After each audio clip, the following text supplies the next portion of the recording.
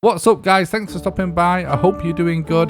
Today's video is all about the Ashlands. Over several months now, Iron Gate has put out a ton of information about their progress developing the update and what we can expect from it. And in this video, I've gathered as much of that info together as possible so that hopefully we can get hyped about the next major content update to the game together. I got super excited when putting this video together, so I hope you guys enjoy it as well. Let's jump into it. Okay, so in this video, I've decided to group relevant information together so we can hopefully make a bit more sense about some of the upcoming content and features. So first up, we've got some images relating to the terrain and the biome itself. This image was shared on social media and described as some early Valheim terrain tests for the Ashlands, and the post also said, "Watch your step." Presumably, this is referring to the lava, which is pretty safe to assume is going to be very dangerous for your character. We also see a slight variation on the particle effect that is already in the Ashlands. On this next image, we see things get a little bit more refined, a little bit more detailed, and already this is starting to look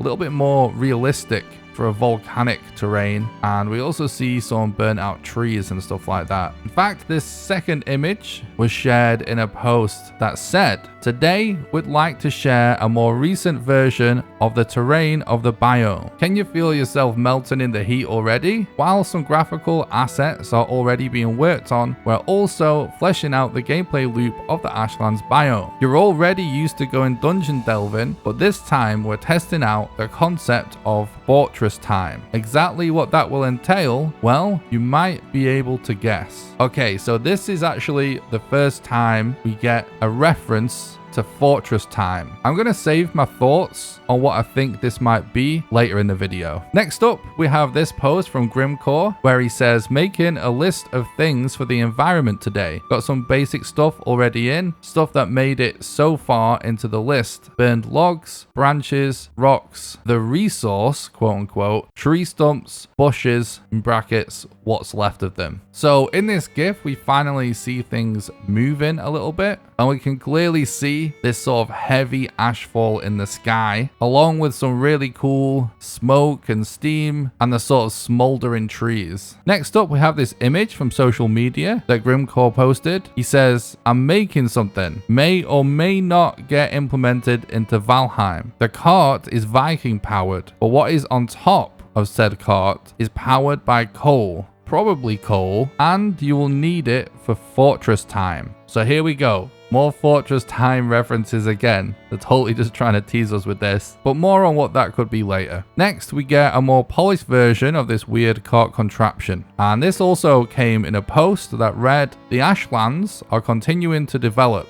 both art-wise and mechanics-wise. Last time, we mentioned that something called fortress time would be an important aspect of the biome, and you might have seen something relating to that on social media recently. Here's another look at that particular something, because you can't have fortress time without some sturdy siege engines, right? So I guess that means that this is a siege engine. What that actually means, I'm not sure. And to be honest, I have no clue what this device is going to be used for, but it does look very interesting. Maybe it's going to power some other device you can use, or perhaps even it could be used to ram a door or something like that. But the post does continue a little bit. It says, "Of course, it won't be just the fortresses themselves that are challenging, but also the creatures who guard them. We've already shown you some concept art of the Charred a while ago, as well as some earlier models of the fallen Valkyrie. But now we want to show you their current state." Alright, so now we get into talking about the enemies. So I've actually grouped some of these earlier ones together that they mentioned, along with some of the more final ones, just so we can talk about enemies kind of in one block in the video. So first up, we've got the Charred. This is some of the early stages that was shared on social media by Grimcore, and this is really cool and creepy looking. Actually looks kind of Terminator-ish, but obviously this is just a model at this point. Grimcore stated in this post, "I started working on the Charred today, trying to get the style and mood down. Just wanted to share what I'm doing right now, not final, just midway through. This is some concept art for the Charred. And this I think is really cool. And I think perhaps looking at concept art is a better way to kind of judge what we're going to end up seeing, because even though it might be a little bit different, this is going to kind of capture the mood and the vibe a little bit more of what we can expect. And I gotta say that this makes me really excited for these fortresses, because as stated previously, Iron Gate have told us that these are the enemies that are going to be guarding the fortress. Next up, we have another piece of concept art. This is called the Morgan, and both these pieces of concept art came in a post that said, as you might be able to guess from these images, our current design vision for Ashlands is that it's a land of the dead, as well as a place with quite a volcanic nature. We're really looking forward to exploring the concept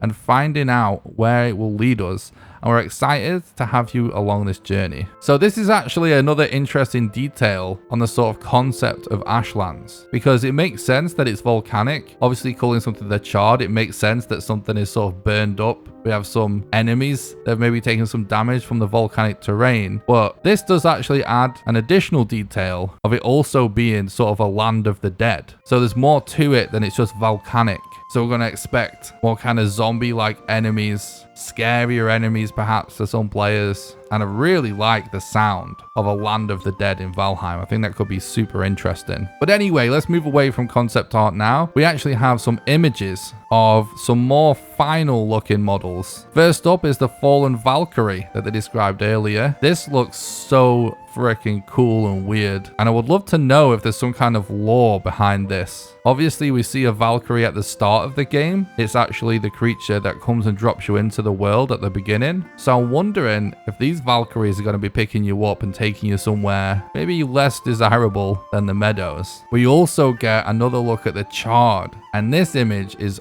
awesome. They're basically skeletons on steroids. They look kind of big to me as well, and plus the swords they're wielding look far more powerful than the swords of like regular mobs. But I really like the look of this enemy, super intimidating looking. So that just about covers the enemies that it seems like are going to be guarding the fortresses. So that's why I grouped these ones together, is because from what they've told us, I think the Fallen Valkyrie, the Charred, and the Morgan are enemies that we can perhaps expect either guarding the fortresses outside or perhaps even inside the fortresses. Next up, we've got the concept art for the Bone Maw Serpent. This obviously won't be in a fortress, and we also get an image of it in action, actually swimming in the ocean, and another one doing the sort of aggro animation of the serpent that's already in the game. So this suggests that in the Ashlands, these Bone Maw serpents will be replacing regular serpents in the ocean surrounding it, which I think is very interesting, because basically most of the ocean around biomes is just the ocean biome. So this makes me wonder, are they sort of widening the barrier of the Ashlands biome so that more of the ocean is classed as Ashlands? Or are these Bone Maw serpents simply going to be sort of around the coast, so it's going to make it super difficult for you to pull up in your boat? If that's the case, that could be a very interesting dynamic when first pulling up to your Ashlands, because you're going to have to prepare to fight on your boat, which creates a question: are we going to be using our current boat, the Longship? If so, how quickly can these things destroy it? Or are we going to get a new, more fortified boat that can perhaps withstand more damage from the Bone Maw serpents if they're going to be guarding the Ashlands? And this, I think, is a very interesting detail potentially. Okay, so we've talked about fortresses, and we've talked about the enemy guarding the fortresses. We've talked about the biome and potentially the enemy guarding the biome. But here we have our first look at the fortresses themselves. Now, this is just very early stuff, so they're kind of just some concepts that they are working on for the models of the fortresses and the potential layout. So I wouldn't expect too much of this to be final, but it is some of the best look at what some of these fortresses could look like that we have gotten so far. I also think it's kind of interesting to note in some of these images that the doorway in these images is very small. Now, presumably that is where you'll be walking in, which means that the scale of these fortresses is intended to be huge, like way bigger than any dungeon in the game so far. Just think about it. Like, look at this last one. Look how tiny the door is. Even if that is barely big enough for your character to fit through it, this entire structure is huge. So it kind of makes me wonder, is this going to work the same way as other dungeons where you go in and it sort of teleports you to a different location? Or is this going to be an actual building that exists in the overworld without teleporting you somewhere? All of this is very interesting. Next up, we see another mock-up going on in the game that was posted on social media. And this is just the developers trying to figure out what they want the arches and the sort of architecture style to be. So this is them kind of working on their sort of modular set of models that they can string together to build these structures out of. So not a super crazy image, but I think it's interesting to include nonetheless because it gives you a hint of what some of the architectural style of the fortresses could potentially be. So next up,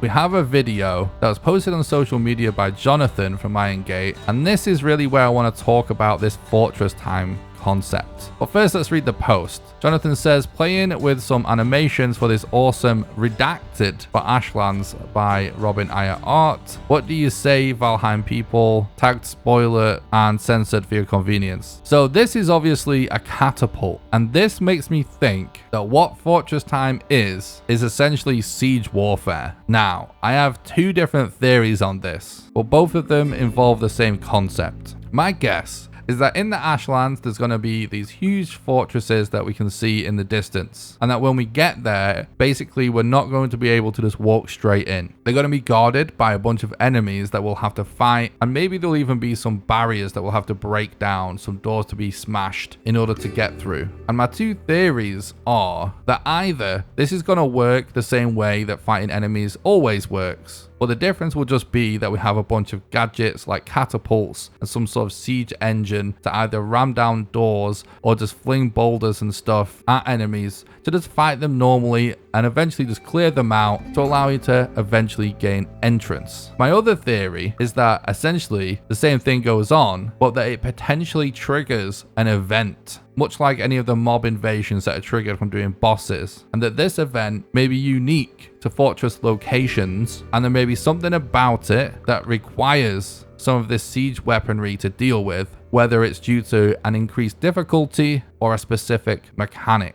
Either way, I'd be very surprised if it's possible to just YOLO, run through and dodge all the enemies and just run into the entrance like you can pretty much everywhere else in the game. My guess is that something has to happen in order for you to gain entrance, because otherwise I don't see why Iron Gate would be making a big deal out of Fortress Time and teasing new mechanics. And if any of this is true, which of course it may not, then that is very, very exciting to me. So what are we going to be using to fight enemies in the Ashlands? Well, here we have some concept art for some potential new weapons in the game. We see there's a bunch of cool swords, both great swords and short swords, and also some dual axes which look awesome. And most of these weapons, except for the dual axes, appear to have some kind of magic imbued on them, whether that's fire or poison or lightning, all of which seem like the most likely status effect applied by these based on what they look like. But of course it could be anything. But I just think it's really cool and interesting that these definitely look more magical than most of the weapons in the game currently. So I'm hoping this means we're going to get some much more unique weaponry to deal with some of the enemies in the Ashlands. Next up, we have this image, and this was part of a post that read, last time we mentioned that we've been making some drops for the Ashlands enemies,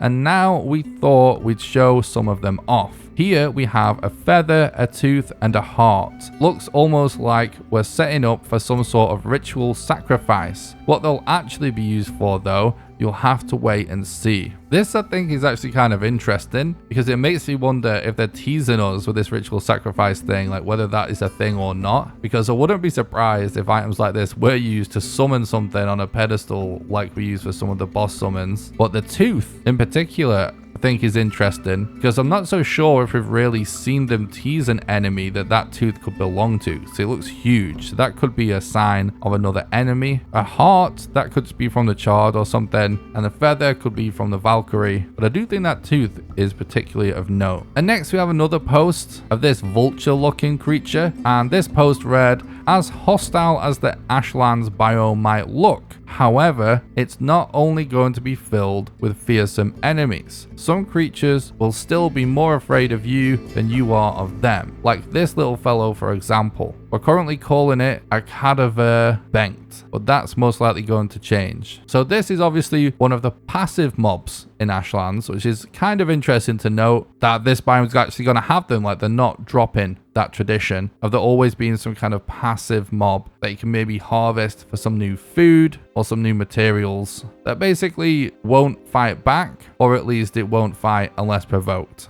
And if you want my guess on what these things drop, it's probably a new type of feather used for new arrows, and I also think it's going to be the source of meat, or at least one of them in the Ashlands that's going to be used from some of the new cooking recipes for food. And that just about wraps up all of the information that we have so far about the Ashlands. If you guys feel like I missed something, let me know in the comments, and also let me know what you think about all of this stuff. It was super fun for me to put this video together because it got me super hyped about the Ashlands, and actually kind of made me realize, man, there's a lot of cool stuff coming in this update that I sort of forgot about because of all of these posts being so spread out. But anyway, if you enjoyed this video, don't forget to leave a like and subscribe for future content, and leave a nice positive comment for the YouTube algorithm. If you want to support the content financially and help keep my dream alive of being able to continue to make this content for you guys, then the best way for you to do that is on Patreon at patreon.com/nickrawcliffe. So I'll leave a link in the description if you're interested in that. I do actually stream live on this very YouTube channel and live on Twitch at twitch.tv/nickrawcliffe. So I'll leave a link in the description if you're interested in that as well. You can join my Discord and follow me on social media at the links below. I hope you enjoyed this video, and until next time, have a good one.